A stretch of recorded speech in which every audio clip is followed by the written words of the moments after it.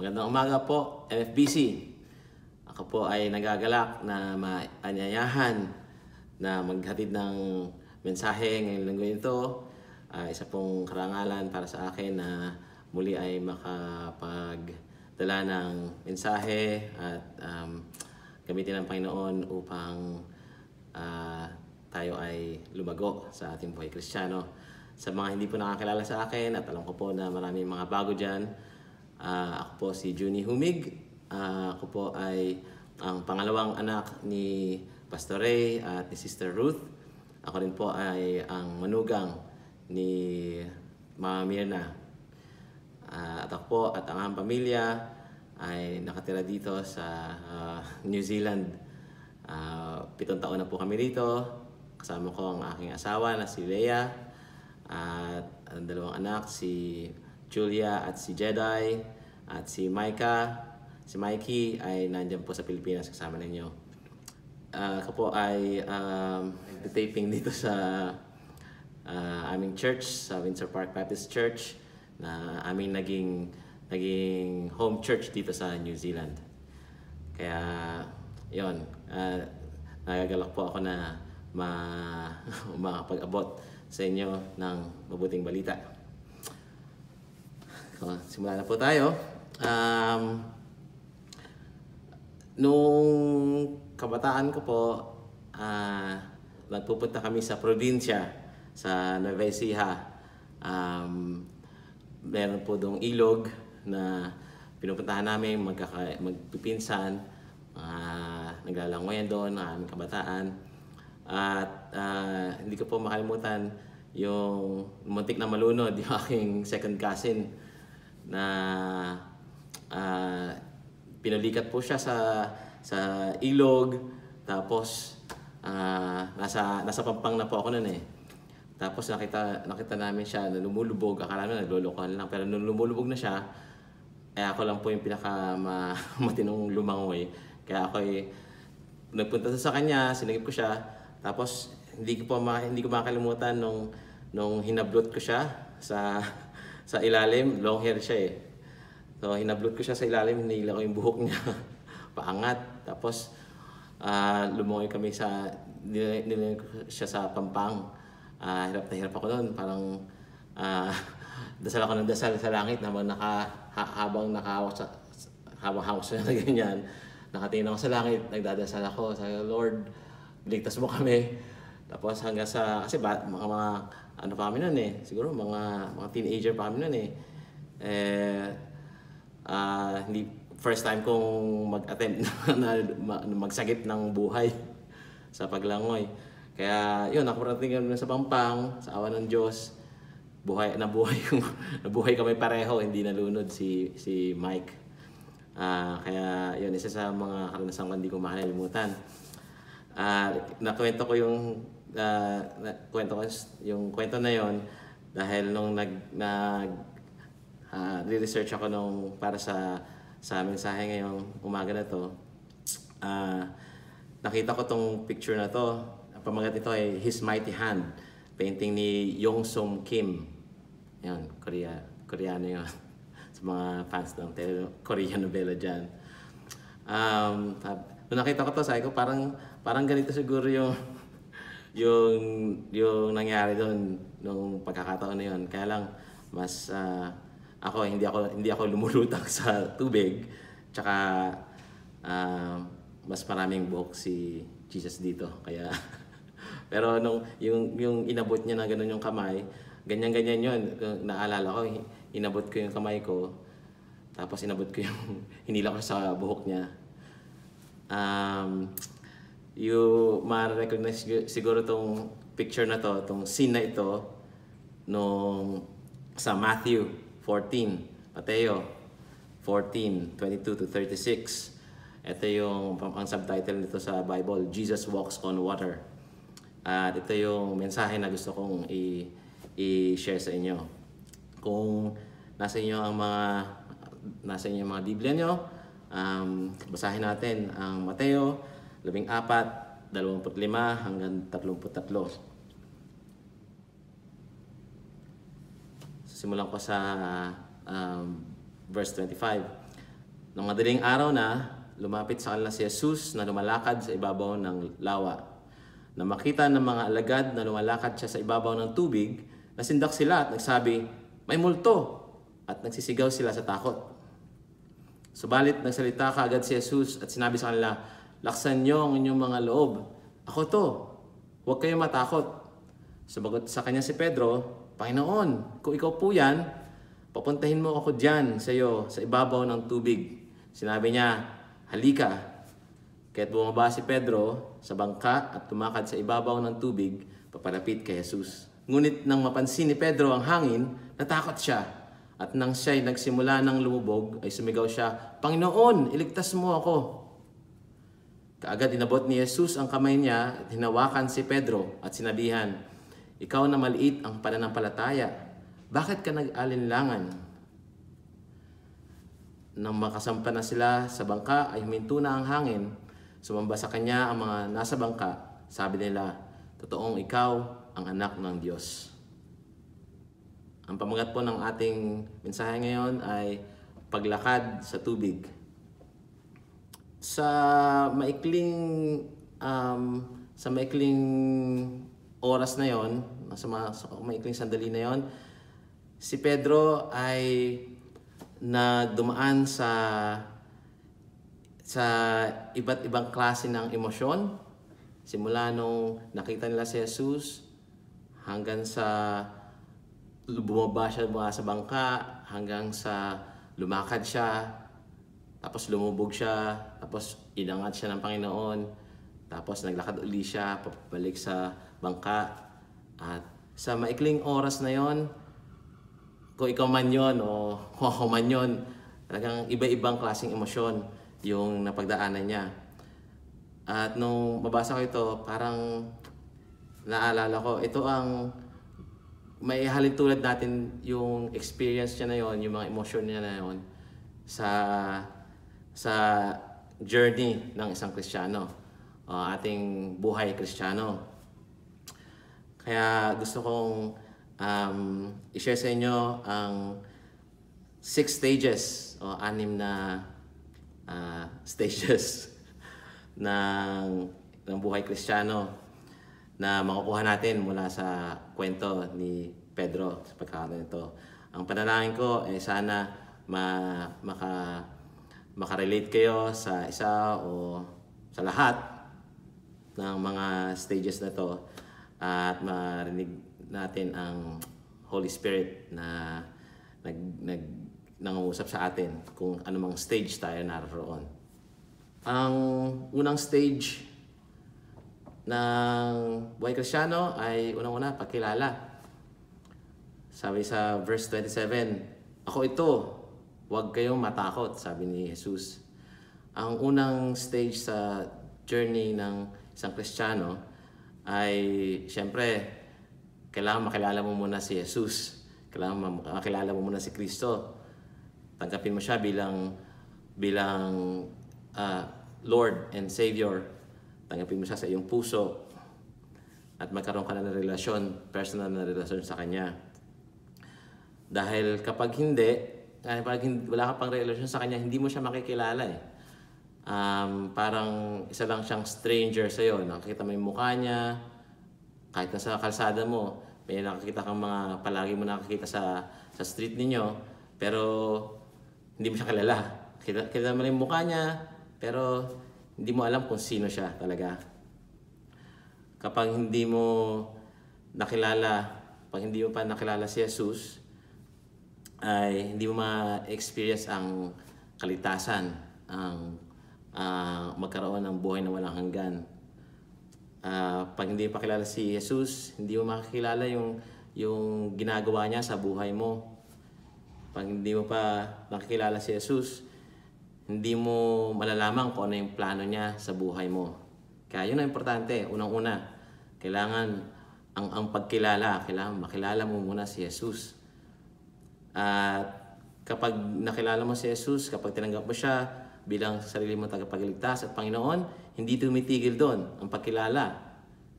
Makikilala mo siya lalo sa pamamagitan ng pag-spend ng time, pagbibigay ng oras sa panalangin, sa pagbabasa ng Biblia, sa pagiging disipulo, sa katulad ng mga disipulo nung mga apostles, hindi ilang taon sila nagkasama bago nila totoong makilala si Jesus. Araw-araw, gabi-gabi magkasama sila. Ganon sila, ganon ang pagkilala nila kay Jesus. Pero kahit na ilang taon sila magkasama, biro mo, hindi pa nila alam hindi pa na namukhaan si Jesus. Dahil siguro sa takot at saka dahil hindi nila alam na kaya ni Jesus na lumakad sa tubig. Kaya kailangan talagang intentional ka na sadyain mo na mag-spend ng time sa Panginoon. Sadyain mo na mag-aral ng salita ng Diyos. Sadyain mo na sumimba. Sadyain mo na sumama sa mga gawain. Sadyain mo na makinig ng salita ng Diyos sa internet, sa mga devotional. Kaya intentional ito. Kung sa mga meron dyan sa nakikinig, nanonood na wala ka pang pagkilala kay Jesus o hindi mo pa nakikilala si Jesus, nandyan ang ating mga pastor at mga deacons, leaders, elders. Kausapin mo siya. Kasi ito ang unang-unang hakbang para ma-experience mo, makilala mo ang Panginoong Jesucristo. Kung may relationship ka na sa Panginoong Jesus, dapat tuloy-tuloy pagkilala sa Panginoon. Tuloy-tuloy ang usapan nyo ng Panginoon, nangungusap ka sa Kanya sa pamamagitan ng panalangin at nangungusap sa iyo sa pamamagitan ng Kanyang salita ng Biblia. Dahil katulad ng isang relasyon sa ibang tao, madidevelop mo yung relationship pag nagkasama kayo, nakikita kayo, nag-uusap kayo na madalas. Medyo itong stage na to medyo matatagalan at hindi ito stage na iniiwan mo lang. Ito yung tuloy-tuloy na stage ang pagkilala sa Panginoong Jesus. At ako tumutong sa susunod na stage ay kailangan kilala mo muna si Jesus. Pangalawang stage ay pagtawag. Sa verse 27, sinabi ni Jesus, halika. Ang isang Kristiyano, kapag tinanggap mo si Jesus sa iyong puso bilang sarili mo tagapagligtas, tinawag tayo para maging disciples. Go and make disciples of all nations. Ito ang unang-unang pagtawag sa atin ng Panginoong Jesus nang tayo maging Kristiyano. Tayo tinawag para maging evangelists. Hindi yung ibig sabihin evangelist ikaw yung pastor o ikaw yung nagpe-preach. Evangelist ibig sabihin lang nun, ikaw yung nagsasabi, nagkukwento ng ikaw ang nag-i-introduce sa ibang tao kay Jesus. Ikaw ang nagbabanggit sa pangalan ni Jesus, ikaw ang nagbabanggit sa ginawa ng Panginoong Jesus sa buhay mo. Yun ang pagiging evangelist. Pagsasabi ng good news about the gospel. Habang tumatanda tayo bilang Kristiyano, habang nakikilala natin si Jesus, yung level natin ng pagiging Kristiyano, medyo next step, nag-level up tayo. Dati, nagiging disciple tayo. Sunod nun, magiging leader tayo ng mga disciples. At bibigyan tayo ng responsibilidad ng Panginoon sa ibang ministry. Pero hindi tayo pwedeng umakyat ng susunod na level kung hindi nagmamatch yung maturity natin bilang Kristiyano. Yung pagkakakilala natin, yung first stage, yung pagkakilala natin sa Panginoon, kailangan yan. It takes a certain level of maturity para ka tawagin ng Panginoon sa susunod na level. Kasi wala pa akong nakikilala na kahapon bagong Kristiyano siya. Tapos next week, nagli-lead na siya ng Bible study. Parang mahirap yata yun. Kung ginagawa man yun, ako, delikado yun dahil hindi pa ganun kalubos yung pagkakakalala niya sa Panginoon. Kaya dapat yung pagkakakilala natin sa Panginoon, yung pag-aaral natin ng Kanyang salita, dapat dire-diretso yun. Ngayon, at alam naman, sabihin naman ng Holy Spirit sa iyo yun eh. Malalaman mo kung handa ka na, tatawagin ka ng Panginoon. Tulad ni Pedro, nung nandun siya sa bangka, sabi niya, "Tell me to come to you on the water." Tawagin mo ako. Kung ikaw nga yan, tawagin mo ako para lumakad yan papunta sa'yo. Kung mahina ang pananalig o pananampalataya ni Pedro, hindi niya sabihin na, "Lord, tawagin mo ako para lumakad dyan." Siya nga lang mag-isa siya nga lang yung merong matatag na faith doon sa mga kasama niya. Siya lang yung nagsabi noon na tawagin mo ako. So, nandun yung dalawang elements yun. Nandun yung pagtawag tsaka yung growth, yung faith mo para sabihin na tawagin mo ako.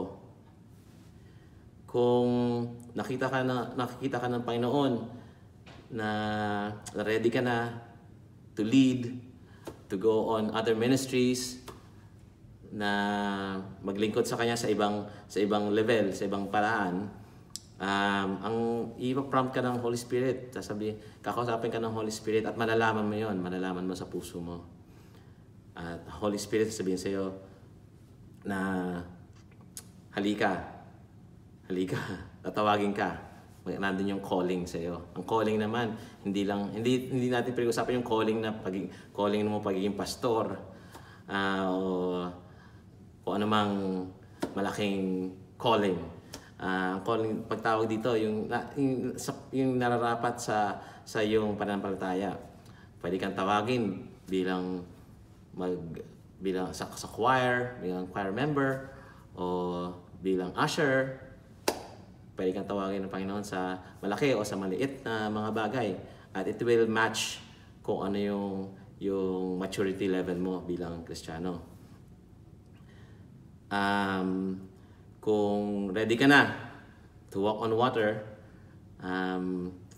pwede ka na sa growth mo, pagkakilala mo sa Panginoon, sa pagbabasa mo ng salita ng Diyos, nakikita ng Panginoon yan. At nakikita rin yan ng ibang tao, ng mga ibang Kristiyano.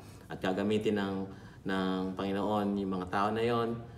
Mangungusap din sila sa mga tao na yon para sabihin sa iyo na, halika, serve with us. Dahil nakikita namin ang buhay mo na lumalago ka bilang Kristiyano, kaya sumama ka sa amin. Pwede ka nang maging worship leader, pwede ka nang maging discipleship group leader, pwede ka maging choir member, Sunday school teacher, church officer, o church leader. Pero yun nga, lagi it will take a certain amount of maturity para ka tawagin. Dahil kung sa ilan nanggaling at walang prompting ng Holy Spirit, baka tumatalong ka lang na hindi ka naman tinatawag, no? So kailangan may prompting ng Holy Spirit at nagma-match yun sa maturity mo bilang Kristiyano. So, yun. Una muna, pagkilala, tapos sunod na level nun, pagtawag. Tatawagin ka, halika. At tatawagin ka ng Panginoon sa lugar o sa ministry na hindi mo pa nagagawa before. Sunod, ito, paglakad sa tubig. Sabi sa verse 29, kaya't bumaba si Pedro sa bangka at lumakad siya sa ibabaw ng tubig, papalapit kay Jesus. Ito na yata yung pinakamagandang pakaramdam na mararamdaman ng isang Kristiyano sa itong level na to. Meron kang faith na solid as a rock. Yung paa mo firm over the water. Tapos yung puso mo sumusunod dun sa gusto ng Panginoon. Tinawag ka, sumusunod ka. Tapos yung mata mo, nakadiretso kay Jesus. Doon ka lang nakatitig sa mata ng Diyos. Sa mata ni Jesus, doon lang. Naranasan nyo na ba yung ganong pakiramdam, no? Na kayo naglilingkod sa church o sa tahanan ninyo o sa kung saan man, na ramdam mo yung paggamit sa ng Panginoon, naramdam mo yung sinabi parang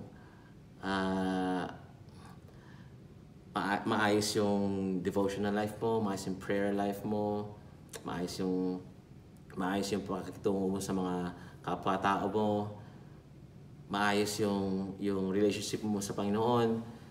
At yun, iba yung ganun yung feeling Tapos nagsiserve ka, nabibless yung mga tao sa'yo. Talagang ramdam mo na nagagamit ka ng Panginoon. Ito yung level na yun.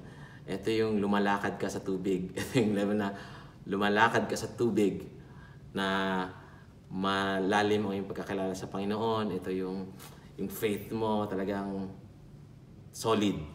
At nakatingin ka lang sa Panginoong Jesus. Wala kang ibang iniintindi. Maayos lahat.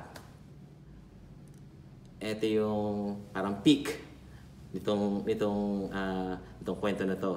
Ito yung emotional high ni Pedro. Pero alam natin kung anong susunod na nangyari. Tsaka katulad ko, marahil marami rin naka-experience nito sa buhay ninyo bilang Kristiyano. Ito yung panahon na maayos sa lahat, naglilingkod ka, pinagpapala ka ng Panginoon at pinagpapalain mo ang mga kapatiran mo. Tapos, nakatingin ka lang sa Panginoong Jesus. Kahit na nakapaligid sa'yo, hangin, malakas na alon, nakatingin ka lang kay Jesus. Pero, merong pagkakataon na yung mata mo titingin sa iba, titingin sa hangin, titingin sa alon, at lulubog. Kasi nawala yung tingin mo sa Panginoong Jesus. Kaya ito yung susunod na stage. Paglubog. Sabi sa verse 30, ngunit na mapansin ni Pedro ang hangin, natakot siya at siya'y nagsimula ng lumubog. Lumubog si Pedro, o nagsimula siyang lumubog, nung tinanggal niya yung paningin niya kay Jesus. Doon pumasok yung fear, doon pumasok yung pagkatakot. Sinabi, nung napansin ni Pedro ang hangin. Nung lumalakad siya, hindi niya napapansin yun Nandun lang yun. Nandun yung hangin, nandun yung alon, nung lumalakad siya. Pero nakatingin siya kay Jesus. Pero sa sandaling tanggalin niya yung mata niya sa Panginoong Jesus, napansin niya yung hangin. Napansin niya yung malakas na alon. Marahil meron sa atin dito, no, na nasa stage na yon. Yung stage natin ay yung hangin, yung alon. Ano yung hangin at alon sa buhay mo ngayon? Ito ba ang hangin at wave? Does it come to you in the form of COVID-19 pandemic? Ito bang alon sa iyo ngayon ay dumarating bilang community quarantine, bilang walang trabaho? Ang hangin at alon ba ngayon sa buhay mo ay kahirapan, pinansyal na problema, kalungkutan, sakit? Ito ba yung hangin at alon mo sa buhay mo ngayon? Tandaan natin, no? Si Pedro, nung naglalakad siya sa tubig, habang nung hindi pa siya lumulubog, nandun yung hangin, nandun yung alon. Nararamdaman niya yung hangin na humahampas sa kanya sa mukha niya. Naririnig niya yung ungol ng hangin sa tenga niya. Nararamdaman niya yung tubig na humahampas sa katawan niya. Nandun yun, pero nakalutang siya, lumalakad siya. Bakit? Kasi yung mata niya nakatutok kay Jesus. Hindi niya niloloko yung sarili niya na walang hangin, na walang malakas na alon. Naririnig niya yun nararamdaman niya yun Hindi niya niloloko yung sarili niya na wala. Ang ginagawa lang niya, ang tutok ng kanyang puso, ng isip, ng mata niya na kay Jesus. Anong nag-iba? Mahina ba yung hangin? Kalma ba yung tubig nung lumalakad siya sa tubig? Hindi. Pareho lang ng sitwasyon nung lumubog siya at nung lumakad siya. Ang nagkaiba lang yung tingin niya kay Jesus. Lagi tayong napapaligiran ng hangin, ng ulan, bagyo, ng alon, kahirapan, problema sa buhay, pagsubok, kalungkutan, yung COVID-19, quarantine, karamdaman. Hindi mawawala yan sa buhay natin Hindi mawawala yan. Kaya lang minsan, yung tingin natin hindi na kay Jesus. Yung mata natin wala kay Jesus. Ang mata natin nandun sa hangin, nandun sa alon. Kaya nagkakaroon ng fear, nagkakaroon ng takot sa puso natin. Pero merong good news. At lumubog ka. Ang good news, susunod na stage ay panumbalik. Sa verse 30, sabi, sumigaw siya, Panginoon, iligtas mo ako. Oo, yung hangin at yung alon, nandyan sa paligid natin. Hangin at alon in the form of problema sa buhay natin, kahirapan, wala ng trabaho, kawalan ng pera, nandyan lang lagi yan, hindi mawawala yan.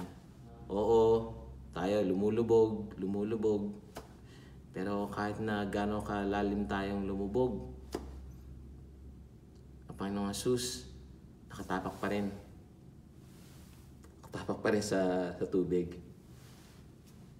Kahit na lumubog, nandyan lang siya. Kailangan natin gawin. Sumigaw lang tayo, Panginoon, iligtas mo ako. Panginoon, iligtas mo ako. At yun minsan nakakalimutan natin. Saang bahagi ng buhay mo kailangan mo ng kaligtasan? Saang bahagi ng buhay mo kailangan mo sabihin, Panginoong Jesus, ligtas mo ako dito. Saan ka nalulunod, kapatid? Saan ka lumulubog ngayon? Pwede mo sabihin sa Panginoon, Lord, Panginoon, iligtas mo ako. Ligtas mo ako sa kahirapan. Ligtas mo ako sa sakit. Ligtas mo ako sa problema. Ligtas mo ako sa mga nararamdaman kong hindi maganda. Ligtas mo ako sa takot. Iligtas mo ako sa kasalanan. Itong unang hakbang para manumbalik ka, tumawag ka at alamin mo na Panginoong Jesus, andyan na, nakalutang pa rin ang Panginoong Jesus. Hinihintay ka lang na tumawag sa Kanya, Lord, save me.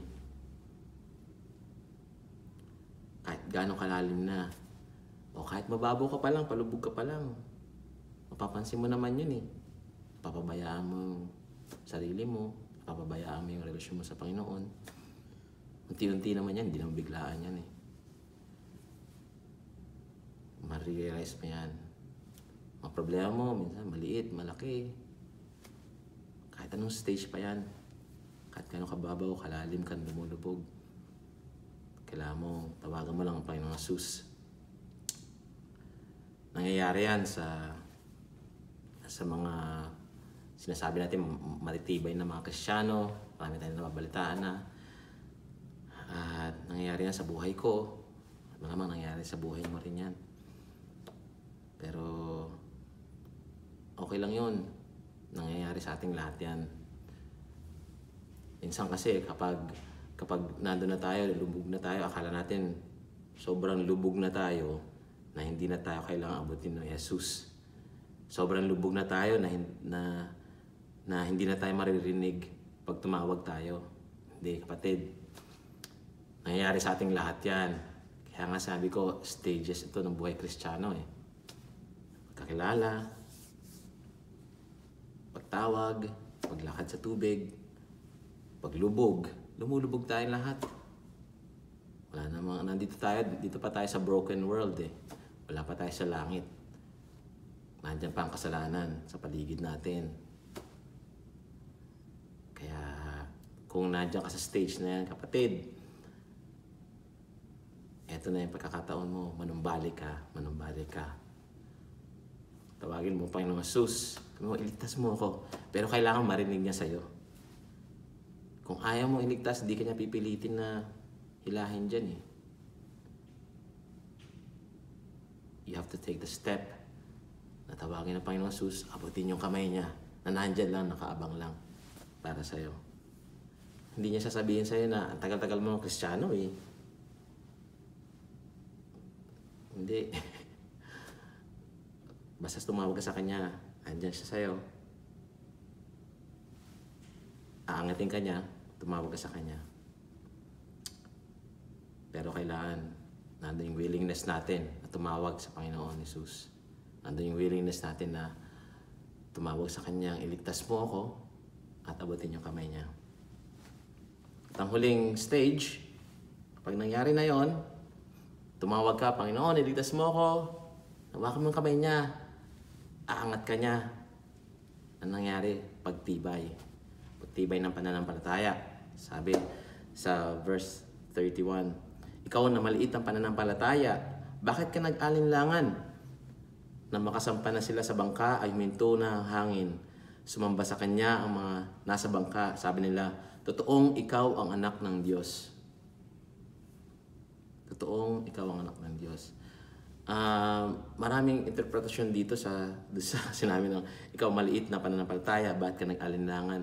Minsan parang akala natin pinapagalitan ng Panginoon si Pedro. Sabi, ikaw na wala kang pananampalataya, ba't ka nagdududa? Hindi ganon. Ito, ano yun eh, rhetorical question. Hindi niya pinapagalitan si Pedro, pero ina-affirm lang niya si Pedro na ikaw na maliit ang pananampalataya, bakit ka nag-alinlangan? Rhetorical question yun, sabihin nun, hindi kailangan ng sagot, no? Hindi niya inaantay yung sagot ni Pedro. Sinasabi niya, ba't ka nag-alinlangan? Ibig sabihin nun, alam na ni Pedro ang sinasabi ni Jesus na hindi ka dapat mag-alinlangan, hindi dapat maliit ang pananampalataya mo. Ina-affirm ni Jesus ang relasyon niya kay Pedro na dapat meron kang pananampalataya sa akin, na dapat hindi ka matatakot dahil nandito ako. Pag nangyari sa atin yung lumubog tayo at tinawag natin si Jesus at inangat tayo, yung experience na yun, yung karanasan natin na yun, na nadapa tayo, lumubog tayo, tapos niligtas tayo ng Panginoong Jesus, yung karanasan na yun, nakakapagtibay ng pananampalataya yun. Nakakapagtibay sa yung sarili mong pananampalataya at nakakapagpatibay ng pananampalataya ng iba. Kapag sinabi mo, nag-testify ka, sinabi mo yung kwento mo, ito yung nangyari sa akin, na lubog na ako sa problema, lubog na ako, at niligtas ako ng Panginoon. Nakakapagpatibay yon ng pananampalataya. Dahil na-assure ka ng Panginoon na kahit anong mangyari, basta tinawag mo ako, andyan ako. Aangatin kita, hihilahin kita kung saan ka man lumulubog. Kaya nga sinabi ng mga disciples sa bangka, pagbalik nila, sabi nila, totoong ikaw ang anak ng Diyos. Nandun yung affirmation, nandun yung realization nila. Pagkatapos nung nangyari na yon. So sa atin, ako, masasabi ko sa mga karanasan ko, nung mga nangyari sa akin na nanghina ako, na lumubog, at inangat, nakapagpatibay sa akin yun. At ina-affirm, at every time, ina-affirm ng Panginoon yung relationship niya sa akin, na ako ay anak ng Diyos, ako ay anak niya, na ako ay ililigtas niya kahit anong mangyari, na ako ay mahal ng Panginoon. At ganoon din kayo, ganoon din tayong lahat. Kapag nangyari sa atin yan, i-affirm ka ng Panginoon.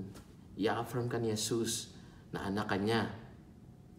I-affirm siya sa iyo na mahal ka niya.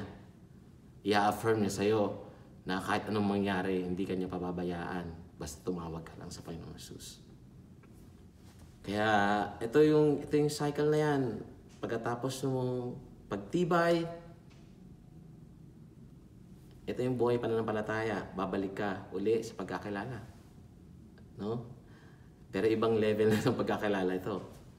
After mong dumaan sa pagkilala, pagtawag, paglakad sa tubig, paglubog, panumbalik, pagtibay, balik ka sa pagkakilala.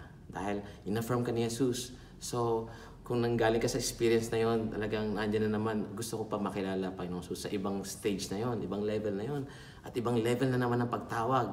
Dati, dito ka tinawag ng Panginoon sa service na to, sa ministry nito. Susunod, bibigyan ka niya bigger responsibility na mas magagamit ka niya sa mas maraming paraan. Tapos, mangyayari uli yun. Undoubtedly, na lalakad ka sa tubig. Mangyayari din na lulubog ka. It doesn't matter kung gaano kalalim ka lumubog. Mababaw, malalim, lulubog ka at lulubog. Dahil wala namang super Christian.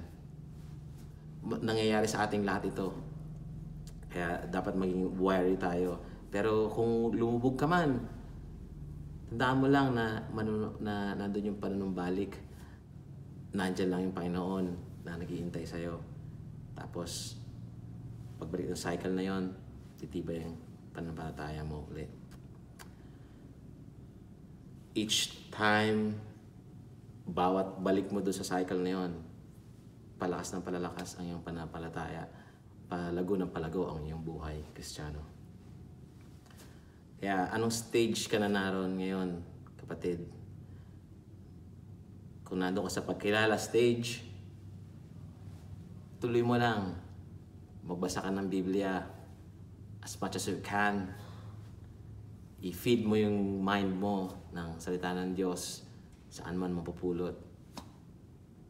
Sa pamamagitan ng music, worship, devotionals, feeds. Tuloy mo lang yan. Read the Bible. Spend time in prayer. Study the Word with fellow Christians. Mag-worship ka. Sambahin mo ang Panginoon. Gawin mo lahat ng magagawa mo para makilala ang Panginoon Jesus. Kung nandun ka sa pagtawag stage, makinig ka mabuti sa Holy Spirit. Baka tinatawag ka na ng Panginoon Jesus sa ibang ministry o sa mas malawak na ministry. Kapag narinig mo yung tawag na yon, maliit man o malaki yun, pag narinig mo yung tawag na yun, siguraduhin mo na ma-recognize mo yon and have the courage na mag-step out of the boat, makbang ka at lumakad ka sa pagtawag sa'yo. Ang guarantee ko, hindi ka tatawagin ng Panginoon Jesus kung hindi ka pa handa. hindi ka tatawagin ng Panginoon Jesus kung hindi ka pa handa na lumakad sa tubig.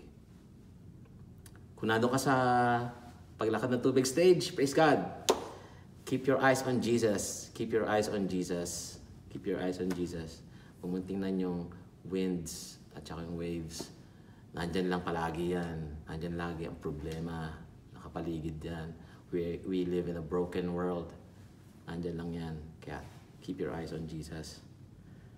Kung nandun ka, kapatid, sa paglubog, okay lang yan. Okay lang yan, kapatid. Huwag kang mawala ng loob. Huwag mo kakalimutan na nandiyan si Jesus. Inaantay ka lang. Disappointing, lalo na kung nandun ka sa ministry na medyo maraming naapektuhan ng paglubog mo. Masakit. Nakakahiya. Pero huwag kang manatili sa paglubog, kapatid. Naantay ka lang ng Panginoon na sabihin mo, iligtas mo ako. At abutin mo yung kamay niya. Nangyayari sa ating lahat yan. Nangyayari sa buhay nating lahat yan. Paglubog. Iba-iba mang level ng paglubog. Minsan yung paglubog natin nakikita ng iba. Minsan yung paglubog natin hindi nakikita ng iba. Pero kung ano man yun, kung nandiyan sa stage na yan, cry for help. Tawagan mo si Jesus na iligtas ka. At ililigtas ka niya. At abutin mo yung kamay niya. Kung lalong sa panunumbalik stage, praise God. Keep crying out to Jesus. Keep crying out to Jesus. Keep reaching out for His hand. Nandyan siya. Nakikinig sa'yo. Inaabot ka niya. At after ng experience na yan, I guarantee you na titibay yung pananampalataya mo sa Panginoon at meron ka may babahagi sa kapwa mo Kristiyano o sa kahit sino kung ano ang ginawa sa iyo ng Panginoong Jesus sa buhay mo. Kung paano kanya niligtas, kung paano niya pinadama yung pagmamahal niya sa iyo. Ibabahagi mo yun sa iba. Kaya yan ang mensahe natin ngayon. Paglakad sa tubig, nawa ay kung anumang stage tayo naroon, maalala natin na this is a cycle. Nangyayari sa ating lahat ito bilang isang Kristiyano. Huwag natin kalilimutan na nandyan lahat ng bagyo, nandyan lahat ng hangin, nandyan lahat ng alon. Pero ang nandyan din ay si Jesus na nakalutang sa tubig, inaabangan ka lang. Tayo pa manalangin. Panginoon, salamat po sa inyong paalala sa amin, Panginoon, sa pamagitan ng kwento ni Pedro sa paglakad niya sa ibabaw ng tubig. Narito kami, Panginoon, sa panahon na kahit sino sa amin ay hindi naranasan, kahit ang aming mga magulang, kahit ang aming mga lolo't lola ay hindi naranasan ng ganitong klaseng karanasan sa buhay namin, sa buong mundo. Alam namin, Panginoon, na ang hangin at ang alon na ito ay napakalaki.